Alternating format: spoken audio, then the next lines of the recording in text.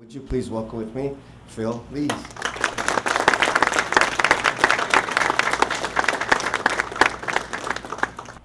What we want to talk about today is back at that time, 95, 96, there was some curriculum issues. Sex ed, maybe some novels, things like that. But in 2005, Canada Supreme Court passed same-sex marriage. I'd like to show you a video right now. We talked about the mid-90s. We did some research and we found out teachers were being instructed on how to bring in, at that time, a positive lesbian, gay, bisexual, transgendered message into the schools. Tomorrow, Thursday, is Gay and Lesbian Pride Day. I want to start with you talking a little bit about what you're going to do tomorrow at Gay and Lesbian Pride Day.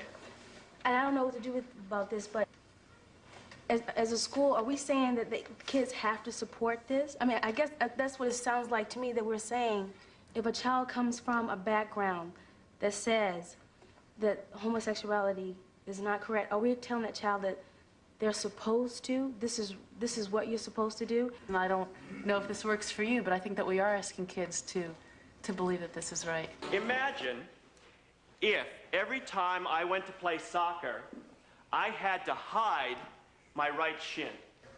I might hide it like this. And then I'd try to play soccer. It wouldn't be easy, but I could do it. At CFS, I don't have to hide.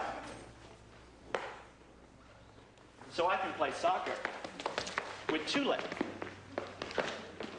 At CFS, I can tell the truth that I'm a gay man. And that gives me so much more energy to be a better teacher, to be a better co-worker, and to be a better friend. I'll see you on the soccer pitch. How did the video make you feel? There's an organization called GELSEN, Gay, Lesbian, Straight Education Network. There is a GELSEN Hawai'i. I didn't know that until I was here after the conversation with Cal. So I did some research and I found out this information here. And Governor Wallace Ryder Farrington High School established the GSA Club, and they were given an international award. When they passed Bill 157, they said the school boards must, and the schools must build positive relationships with the LGBT support organizations. The new health curriculum that came out in 2010 was very controversial. In grade 1, students would have to be able to identify the genitalia of male and females. Grade 2 and 3, we're going to talk about sexual orientation and gender fluidity. The fact that you may think that you're male or female, but being male or female has much more to do with the clothes you wear, the music you listen to, the activities you participate in, than it has to do with your anatomy.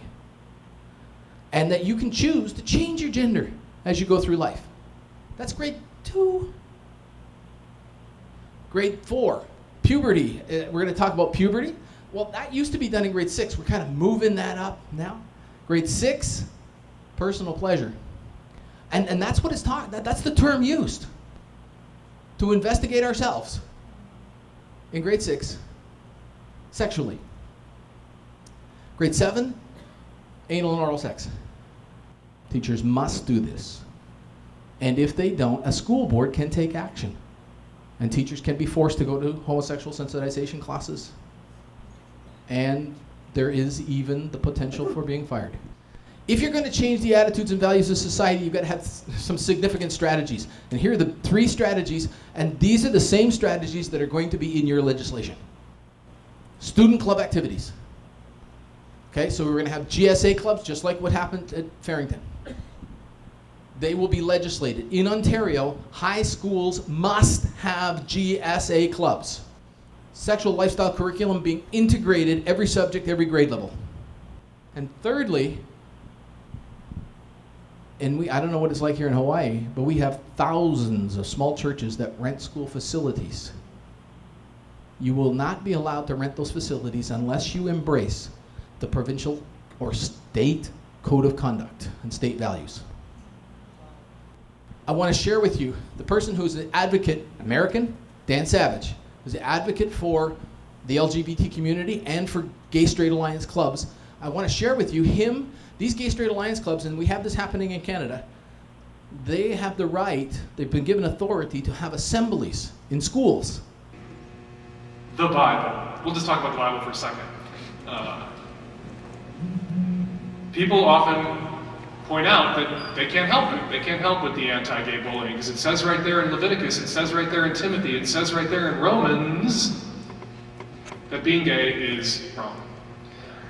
We can learn to ignore the in the Bible about gay people the same way we have learned to ignore the in the Bible about shellfish, about slavery, about dinner, about farming, about menstruation, about virginity, about masturbation. We ignore the Bible about all sorts of things. The Bible is a radically pro-slavery document. Slave owners waved Bibles over their heads during the Civil War and justified it. The shortest book in the New Testament is a letter from Paul to a Christian slave owner about owning his Christian slave. And Paul doesn't say Christians don't own people. Paul talks about how Christians own people. We ignore what the Bible says about slavery because the Bible got slavery wrong. Here are posters in our schools. We're here, we're queer, and we're in your school. I just don't see that as an inclusive message if we're having an inclusive school. Here's another one. Does this really respect our values as well? Love has no gender. And we have female, female, male, male. We have male, female, male. If a parent asks to be informed about sensitive curriculum, what should I do? You are not to inform the families. You are creating an inclusive classroom. And when you allow a child to leave the room because information is offensive to those parents, you are discriminating against that community. And this could be done in grade 1 or grade 2. It could be done in grade 3, depending on the experience of the students and where they're starting. We're going to read the book, Gloria Goes to Gay Pride. And we're going to have a discussion about different kinds of love and different kinds of families. And then in grade 1, I'm going to give you some books, some magazines, to cut out some pictures of different kinds of families and different kinds of love so that you demonstrate to me that you understand this. So this is a knowledge level expectation. Now here, let me share with you, I'm going to give you the magazines which have been brought in by the LGBT community.